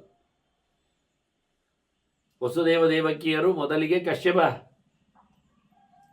ಅದಿತಿಯರು, ಆಗ ವಾಮನ ಬಂದಿದ್ದ. ಅದಕ್ಕೆ ಮೊದಲು ಅವರು ಸುತಪಸ್ ಪ್ರಜಾಪತಿ ಮತ್ತು ಪೃಷ್ಣಿ ಅನ್ನತಕ್ಕಂಥ ದಂಪತಿಗಳು. ಅಲ್ಲಿ ಭಗವಂತ ಮತ್ತು ವಾಮನನಂತೆ 4 ಕೈಗಳಿಂದ ಅವರಿಗೆ ಮಗುವಾಗಿ ಹುಟ್ಟು ತೋರಿಸಿದ್ದಾನೆ. ಅದನ್ನು ಪೃಷ್ಟಿಗರ್ಭ ಅಂತ ಕರೀತಾರೆ. ಹಾಗೆ ನೀನು ವಿಶೇಷ ಅವತಾರ ಮಾಡಿದವನಷ್ಟೇ ಅಲ್ಲದೆ ದನಗಳನ್ನು ಪೃಷ್ಟಿಗಳು ಅಂತ ಹೇಳುವುದುಂಟು, ವೇದಗಳನ್ನು ಪೃಷ್ಟಿಗಳು ಅಂತ ಕರೆಯುವುದುಂಟು. ಅಂತ ವೇದಗಳಲ್ಲಿ ನೆಲೆಗೊಂಡವನು ನೀನು ಪೃಷ್ಟಿಗರ್ಭ. ಪ್ರವೃತ್ತ, ಎಲ್ಲೆಡೆ ತುಂಬಿದವ, ಎಲ್ಲವನ್ನ ನಡೆಸಿಕೊಡುವವ, ಎಲ್ಲ ಧರ್ಮಗಳನ್ನು ಮಾಡ್ತಾ ಇರುವವ, ಮಾಡಿಸುತ್ತಿರುವವ. ಋತಧಾಮ, ಧಾಮಸ್ವರೂಪಂ, ತೇಜಶ್ಚ, ಎಲ್ಲ ಅರ್ಥಗಳಿವೆ ಇಲ್ಲಿ. ಅದು ನಿನ್ನದು ಸತ್ಯಲೋಕ, ನಿನ್ನ ಸ್ವರೂಪವು ಜ್ಞಾನರೂಪ. ಅದು ಒಳ್ಳೆಯ ಪ್ರಕಾರದಲ್ಲಿದ್ದವರಿಗೆ ತಿಳಿಯಲು ಯೋಗ್ಯವಾಗಿದೆ. ಅಂತಹ ಸೌಂದರ್ಯದ ಕಣಿ ನೀನು, ತೇಜಸ್ಸಿನ ಸ್ವರೂಪ ನೀನು ಅನ್ನುವ ಅರ್ಥದಲ್ಲಿ ಋತಧಾಮ. ನಿವೃತ್ತಿ ಕರ್ಮ ಪ್ರವರ ಗತ, ಬಹಳ ಚೆನ್ನಾಗಿದೆ. ನಿವೃತ್ತಿ ಕರ್ಮ ಪ್ರವರನು ಯಾರು? ಬ್ರಹ್ಮದೇವ. ಅವನಲ್ಲಿ ಇರುವವನು ನೀನು ಅಂತ ಅರ್ಥ. ಎಲ್ಲವನ್ನು ತೊರೆದು ಬಿಟ್ಟವರಲ್ಲಿ ದೊಡ್ಡವ, ನಿವೃತ್ತರಲ್ಲಿ ಶ್ರೇಷ್ಠ. ಕಂಡಾಬಟ್ಟೆ ನಿವೃತ್ತಿಯಿಂದ ಮೊದಲು ಮಾಡಿಕೊಂಡವ ಚತುರ್ಮುಖ. ಭಗವಂತನಿಂದಾಗಿ ಅವನು ವರವನ್ನು ಪಡೆದಿದ್ದಾನೆ, ಅವನಲ್ಲಿ ಭಗವಂತ ನೆಲೆಗೊಂಡಿದ್ದಾನೆ. ಪ್ರವಚನಗತ, ಒಳ್ಳೆ ಮಾತುಗಳಲ್ಲಿ ನೀನು ನಿಲುಗುತ್ತೀಯ, ಪ್ರವಚನ ಮಾಡುವವರಲ್ಲಿ ನೀನು ನೆಲೆಗೊಂಡಿದ್ದೀಯ, ಹೇಳುಗನಲ್ಲಿದ್ದಿ. ನಿನ್ನ ಬಗ್ಗೆ ಉತ್ತಮವಾದ ಮಾತುಗಳನ್ನು ಹೊಸೆಯುವವನಲ್ಲಿ ನಿನ್ನ ಸನ್ನಿಧಾನ ಇದೆ. ಅನಂತಗತೆ, ಎಲ್ಲೆಡೆಯೂ ನೀನೇ ಇರುವುದು. ವಿಶೇಷವಾಗಿ ಶೇಷನಲ್ಲಿ ಅನಂತ ಶೇಷ ಇದ್ದಾನೆ. ಅವನು ಉಳಿಯುವವ ಪ್ರಪಂಚ ಸುಟ್ಟೋದಾಗ. ಆದ್ದರಿಂದ ಅವನು ಅನಂತ, ಅಂತ ಇಲ್ಲ, ಮತ್ತೆ ಅಂತ ಆಗತ್ತೆ. ಅವನಲ್ಲಿಯೂ ನೀನು ನೆಲೆಗೊಂಡಿದ್ದಿ. ಅದರಂತೆ ಆದಿದೇವ, ಮೊತ್ತ ಮೊದಲ ವ್ಯಕ್ತಿ ನೀನು. ನಿನಗಿಂತ ಮೊದಲ ಸೃಷ್ಟಿಯಲ್ಲಿ ಯಾರೂ ಇದ್ದಿರಲಿಲ್ಲ. ನೀನು ವಾಸುದೇವ ಸ್ವರೂಪದಲ್ಲಿ ಕೂತಿದ್ದಿ, ಎಲ್ಲ ಕಡೆ ವಸತಿ ವಾಸಯತಿ, ಎಲ್ಲವನ್ನು ಆಚ್ಛಾದನೆ ಮಾಡಿದ್ದಿ, ಎಲ್ಲ ಕಡೆ ತುಂಬಿದ್ದಿ, ಎಲ್ಲವನ್ನು ಬೆಳಗಿಸ್ತಾ ಇದ್ದಿ. ಹಾಗೆಯೇ ನೀನು ಎಲ್ಲ ವ್ರತಗಳಲ್ಲಿ ಇದ್ದಿ. ವ್ರತಾವಾಸ, ನಿನ್ನ ಸೇವೆ ಮಾಡುವ ಎಲ್ಲ ಪ್ರಕಾರಗಳಲ್ಲಿಯೂ ನೀನು ವಾಸ ಮಾಡಿದ್ದಿ. ಸಮುದ್ರಾಧಿವಾಸ, ನೀನು ಸಮುದ್ರದಲ್ಲಿ ಇದ್ದಿ. ಸಮುದ್ರದಲ್ಲಿ ಇರತಕ್ಕ ಭಗವಂತನನ್ನು ವಾಡವಾನಲ ಅಂತ ಕರೀತಾರೆ. ಅಂದ ವಿಶೇಷವಾದಂತಹ ಸಮುದ್ರದ ಅಧಿಕನೆನಿಸಿಕೊಂಡ ವರ್ಣದಲ್ಲಿ ನೀನು ನೆಲೆಗೊಂಡಿದ್ದಿ. ವರ್ಣ ಲೋಕದಲ್ಲಿ ಇದ್ದಿ. ಯಶೋವಾಸ, ತಪೋವಾಸ, ದಮಾವಾಸ, ಲಕ್ಷ್ಮ್ಯಾವಾಸ, ವಿದ್ಯಾವಾಸ, ಶ್ರೀವಾಸ, ಕೀರ್ತ್ಯಾವಾಸ, ಕೊನೆಗಂತ ಹೇಳುದು ಸರ್ವಾವಾಸ. ಎಲ್ಲ ಕಡೆ ಇದ್ದಿ ಮಾರಾಯ. ಯಶಸ್ಸನ್ನು ಪಡೆಯುವಲ್ಲಿದ್ದಿ, ಯಶಸ್ಸನ್ನು ಕೊಡ್ತಾ ಇದ್ದಿ. ನಿಗ್ರಹವುಳ್ಳ ಜನರಲ್ಲಿ ನೆಲೆಗೊಂಡಿದ್ದಿ, ನಿಗ್ರಹವನ್ನು ಕೊಡ್ತೀಯ. ತಪಸ್ಸು ಮಾಡ್ತೀಯ, ಅಲ್ಲಿ ನೆಲೆಗೊಳ್ತೀಯ. ಲಕ್ಷ್ಮಿಯಲ್ಲಿದ್ದಿ, ಲಕ್ಷ್ಮಿ ನಿನ್ನಲ್ಲಿದ್ದಾಳೆ. ಲಕ್ಷ್ಮಿಗೆ ನೀನು ಆವಾಸ. ನಿನ್ನನ್ನೆಲ್ಲರೂ ಆಶ್ರಯಿಸಿಕೊಂಡಿದ್ದಾರೆ. ಅದರಂತೆ ನೀನು ಆನಂದ ಪಡುವವರಲ್ಲಿ, ಮುಕ್ತರಲ್ಲಿ ನೆಲೆಗೊಂಡಿದ್ದಿ ರಮಾವಾಸನಾಗಿ. ಹೀಗೆ ವಸುಪ್ರದ, ವರಪ್ರದ, ಸುಖಪ್ರದ, ಧನಪ್ರದ ಎಲ್ಲ ಕೊಡುವವ ನೀನು. ಸರ್ವ ಪ್ರಕಾರದ ಸಂಪತ್ತನ್ನು ಕೊಡುವವ. ದುಡ್ಡನ್ನು ಕೊಡ್ತಿ, ವಿದ್ಯೆಯನ್ನು ಕೊಡ್ತಿ, ಸುಖವನ್ನು ಕೊಡ್ತಿ. ಹಾಗೆ ಯಾವ ಪ್ರಕಾರ ಬೇಕಾದ ವರಗಳನ್ನು ನೀಡುತ್ತೀಯ ನೀನು.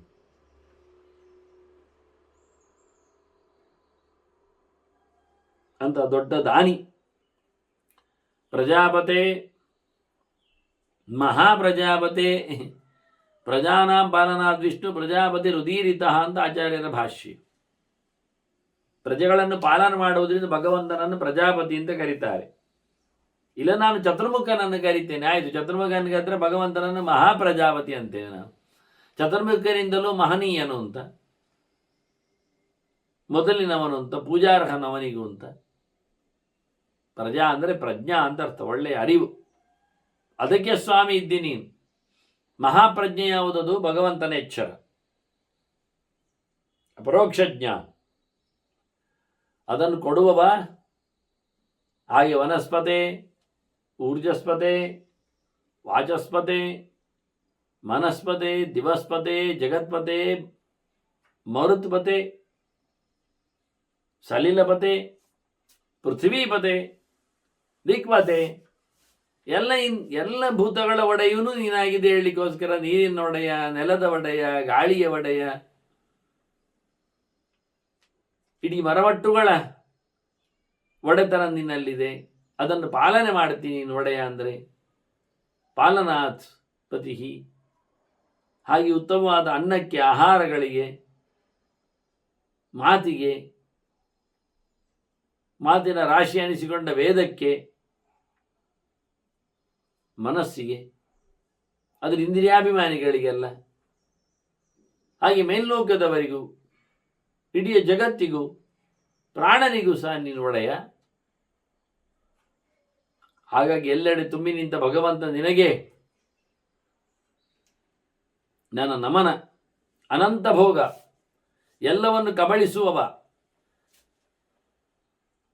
ಶೇಷನಲ್ಲಿ ಮಲಗಿದವ. ಯಾವ ಪ್ರಕಾರದಲ್ಲಿಯೂ ಯಾವುದು ಸೋಲು ಅಥವಾ ವಿಕಾರ ಇಲ್ಲದವ ಅನಂತ. ಅನಾದೇ, ಅಂತ ಇಲ್ಲ, ಅಷ್ಟೇ ಇಲ್ಲ, ಆದಿ ಇಲ್ಲ, ಅಮಧ್ಯ, ನಡುವು ಗೊತ್ತಾಗುವುದಿಲ್ಲ ದೇವರದ್ದು. ಅವ್ಯಕ್ತ ಮಧ್ಯ. ಸತ್ತಿಲ್ಲ, ಇದ್ದಾನೆ ಹೇಳಿದ್ನಂದ್ರೆ ಇದ್ದಾನಲ್ಲ ಕೇಳಿದ್ರೆ ಆಗಲ್ಲ, ಗೊತ್ತಾಗೋದಿಲ್ಲ. ಅವ್ಯಕ್ತ ನಿಧನ, ಕೊನೆಯೂ ಇಲ್ಲ.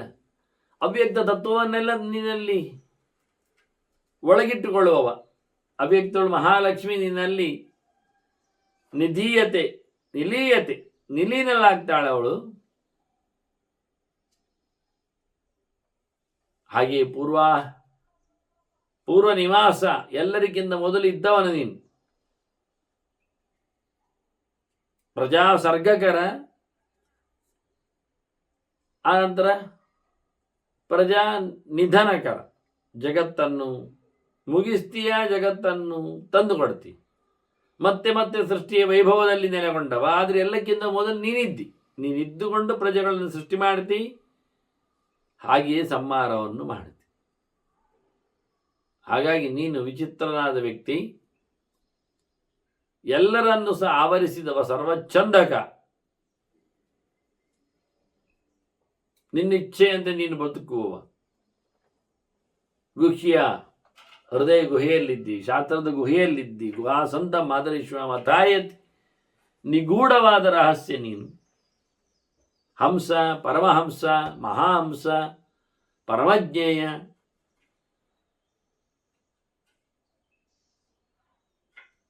ನೀನು ಸನ್ಯಾಸಿಗಳಿಗೆ ಇಷ್ಟ, ನಿನಗೆ ಸನ್ಯಾಸಿಗಳು ಇಷ್ಟ.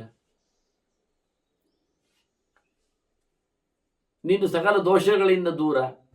ಹಾ ಅಂದರೆ ಹಾಗೆ, ಸ ಅಂದರೆ ಸಕಲ ಗುಣಗಳ ಸ್ವರೂಪ ನೀನು, ಸ ಅಂದರೆ ಹಾಗೆ.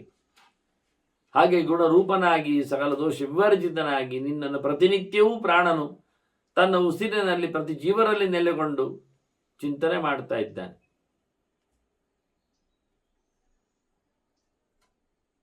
ಸಮರ್ಪಿಸಿಕೊಳ್ತಾ ಇದ್ದಾನೆ. ಹಾಗಾಗಿ ರಮೆಯಿಂದಲೂ ಪರಿಪೂರ್ಣವಾದಂತಹ ತಿಳಿಯಲು ಯೋಗ್ಯನಾಗಿ ನಿಂತಿದ್ದಿ. ಬ್ರಹ್ಮ ಪುರೋಹಿತ, ಬ್ರಹ್ಮ ಕಾಯಿಕ, ಬ್ರಹ್ಮಾಗ್ರಿಯ. ಬ್ರಹ್ಮನನ್ನು ಮೊದಲು ತಂದವ, ಬ್ರಹ್ಮದೇವರಿಗೆ ಪೌರೋಹಿತ್ಯ ಹೇಳಿಕೊಟ್ಟವ, ಅವನಿಗೆ ಮೊದಲು ಹಿತವನ್ನು ಬಯಸಿದವ, ಅವನ ಬ್ರಹ್ಮಾಂಡಪುರಕ್ಕೆ ನೀನು ಒಳ್ಳೆಯದು ಮಾಡಿದವ. ಬ್ರಹ್ಮನಿಗಿಂತ ಮೇಲಕ್ಕೆ ಬ್ರಹ್ಮನ ಮೊದಲು ಪೂಜೆಗೆ ಯೋಗ್ಯನಾಗಿ ನಿಂತವ, ಬ್ರಹ್ಮದೇವರ ದೇಹದ ಒಳಗೆ ನಿಂತವ, ಬ್ರಹ್ಮ ಸ್ವರೂಪದಲ್ಲಿ ಕೂತಿದ್ದೀನಿ ನೀನು. ಮತ್ತೆ ಬ್ರಹ್ಮರೂಪೋಸು. ಕೇವಲ ಇಡೀ ಬ್ರಹ್ಮಾಂಡದ ಅರಸನಾದ ಚತುರ್ಮುಖನಲ್ಲಿ ಮಾತ್ರ ಅಲ್ಲ, ಎಲ್ಲಾ ರಾಜರಲ್ಲಿ ನೀನಿದ್ದಿ. ರಾಜಕ, ಮಹಾರಾಜಕ, ಚಾತುರ್ಮಹಾರಾಜಿಕ, ತುಂಬ ಬಗೆಯ ರಾಜರಿರ್ತಾರೆ. ಒಳ್ಳೆ ವೀರರಾಜ, ಶಾಂತರಾಜ, ಲಲಿತರಾಜ ಎಲ್ಲ ಇರ್ತಾರೆ. ಪೌರುಷದಿಂದ, ಶೌರ್ಯದಿಂದ ಜಗತ್ತನ್ನು ಮಣಿಸುವಂತೆ ಕ್ಷತ್ರೋಚಿತವಾದ ತೇಜಸ್ಸಿನಿಂದ ಕೂತವರ ರಾಜರು. ಭೀಮಸೇನ ಅಂತ ತಿಳ್ಕೊಳ್ಳಿ, ಒಂದು ರಾಜನ ಚಿಂತನೆ ಮಾಡಿದರೆ. ಇನ್ನೊಂದು ರಾಜನ ಪ್ರಕಾರದಲ್ಲಿ ಅರ್ಜುನನ ರಾಜನಂತೆ ಮಾಡಿ, ಮತ್ತೊಂದು ರಾಜನಂತೆ ನೋಡಿದರೆ ಧರ್ಮರಾಜನಂತೆ ಮಾಡಿ. ಲಲಿತರಾಜ, ಶಾಂತ ಮೂರ್ತಿ, ನಿರ್ದಾಕ್ಷಿಣ್ಯವಾಗಿ ಪೌರುಷವನ್ನು ಉಪಯೋಗಿಸಿ ಭಗವತ್ ಪ್ರಜ್ಞೆಯನ್ನು ಸ್ಥಾಪಿಸಿಕೊಳ್ಳಿಸುವ ಭೀಮರಾಜ. ದಯಾದಾಕ್ಷಿಣ್ಯ ಮರಿತು ಲೆಕ್ಕಾಚಾರದಲ್ಲಿ ರಾಜನಾಗುವಂತಹ ಶಾಂತರಾಜ, ಅದು ಅರ್ಜುನ. ಈ ಶಾಂತರಾಜ, ಧೀರರಾಜ, ಲಲಿತರಾಜ, ಇನ್ನು ನೀತಿವಂತರಾಗಿದ್ದುಕೊಂಡು ನಕಲು ಸಹದೇವರು, ಇವರಿಬ್ಬರು ಒಂದೇ. ಆರೋಗ್ಯಪೂರ್ಣವಾದ ಬದುಕಿನಲ್ಲಿ ಬೇಕಾದ ಹಾಗೆ ನಡೆಯುವಂತೆ. ಇದು ಸಮರಾಜ, ಸಾಮಾನ್ಯನಂತೆ. ಈ 4 ಪ್ರಕಾರದ ರಾಜರನ್ನು ಗಮನಿಸುವಂತೆ ಚಾತುರ್ಮಹಾರಾಜಿಕ ಅಂತ ಕರೆದಿದ್ದ. ಅವರನ್ನೆಲ್ಲ ಸಂತೋಷಗೊಳಿಸ್ತಾನೆ ಅಂತ, ಹೀಗೊಂದು ಅರ್ಥದಲ್ಲಿ. ಹೀಗೆ ಭಗವಂತನನ್ನು ಚಿಂತನೆ ಮಾಡುತ್ತಾ ನಾರದರು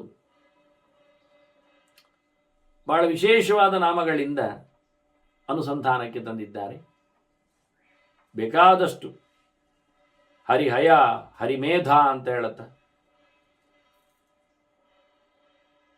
ಜ್ಞಾನಸ್ವರೂಪನು, ಜ್ಞಾನವನ್ನು ತಂದುಕೊಡುವವನು, ಅಂತಹ ಜ್ಞಾನದ ಯಜ್ಞದಲ್ಲಿ ಆವಿರ್ಭೂತನಾಗುವವನು, ಅಲ್ಲಿ ಬರತಕ್ಕ ಪಾಪಗಳನ್ನು ಪರಿಹರಿಸಿಕೊಡುವವನು, ಪುರೋಡಾಶ ಭಾಗಹರ, ಹೋಮದಲ್ಲಿ ಬರತಕ್ಕಂಥ ಪುರೋಡಾಶದ ತನ್ನ ಭಾಗವನ್ನು ಸ್ವೀಕಾರ ಮಾಡುತ್ತಾನೆ. ಅದರಂತೆ ಗತಾಧ್ವರ, ಯಜ್ಞದಲ್ಲಿ ಸೇರ್ತಾನೆ, ಯುದ್ಧದಲ್ಲಿ ಬರ್ತಾನೆ. ಬಹಳ ದೊಡ್ಡ ಮಟ್ಟಿನ ಜಗತ್ತನ್ನು ಆವರಿಸತಕ್ಕಂತಹ ಸ್ವರೂಪವೂ ಅವನಲ್ಲಿದೆ. ಮಹಾಮಾಯಾಧರ, ವಿದ್ಯಾಧರ, ಯೋಗಧರ, ಸಕಲ ಉಪಾಯಗಳನ್ನು ಹೊತ್ತವ, ಸಕಲ ಜ್ಞಾನಗಳನ್ನು ಬಲ್ಲವ. ಸಾಂಖ್ಯಯೋಗ, ಶುದ್ಧಾತ್ಮವಾದ ತತ್ವವಿಜ್ಞಾನದಲ್ಲಿ ನೆಲೆಗೊಂಡವ, ಅದರ ಉಪಾಯವನ್ನು ತಿಳಿಸಿಕೊಡುವವನು. ಸಾಂಖ್ಯಮೂರ್ತೇ, ಜ್ಞಾನಸ್ವರೂಪನೇ. ಸುಸ್ನಾತ, ಎಲ್ಲವನ್ನು ಅರಗಿಸಿಕೊಂಡವ, ತಿಳಿದು ಬಿಟ್ಟವ, ಎಲ್ಲರನ್ನು ಜ್ಞಾನಿಗಳನ್ನಾಗಿ ಮಾಡುವವ, ಸರ್ವತೋವೃತ್ತ, ಎಲ್ಲೆಡೆಯೂ ನಿಂತಿದ್ದೀಯಾ, ಎಲ್ಲವನ್ನು ಬಿಟ್ಟಿದೆಯಾ, ನಿವೃತ್ತ ರೂಪ, ಎಲ್ಲೆಡೆಯೂ ಪ್ರವೇಶ ಮಾಡಿದ್ದಾನೆ. ಆದರೆ ಯಾವುದನ್ನು ಹಚ್ಚಿಕೊಳ್ಳುವುದಿಲ್ಲ. ಪರಸ್ವಾಮಿನ್, ನಾಮಮಿಕ, ಹೆಸರಿನ ಯಜ್ಞದಲ್ಲಿ ನೆಲೆಗೊಂಡವ, ನಾಮಸ್ವರೂಪನು, ನಾಮ ಬ್ರಹ್ಮೇತಿಪಾಸೀತ ಅಂತ ಹೇಳಿದಾಗೆ ಎಲ್ಲ ನಾಮಗಳಿಂದ, ಎಲ್ಲ ಶಬ್ದಗಳಿಂದ ಹೇಳಲ್ಪಡುವವನು, ಎಲ್ಲರನ್ನು ದಾಟಿಸುವವನು ನೀನು. ಅಂತಹ ಭಗವಂತ ನೀನು ವೈಕುಂಠ, ಏನು ಚ್ಯುತಿ ಇಲ್ಲದವ, ಎಲ್ಲರನ್ನು ವೈಕುಂಠಕ್ಕೆ ಕಳಿಸುವವ. ಎಲ್ಲರೂ ಬರೀತಾರಲ್ಲ ಕೂಡಲೇ ವೈಕುಂಠವಾಸಿಗಳಾದರು ಅಂತ. ಅದು ಎಲ್ಲೇ ಬಿದ್ದಿರಲಿ, ಅಪರಾಜಿತ, ಸೋಲಿಲ್ಲದವ ನೀನು ಭಗವಂತ. ಹಾಗಾಗಿ ನಿನಗೆ ಶರಣಿದ್ದೇನೆ.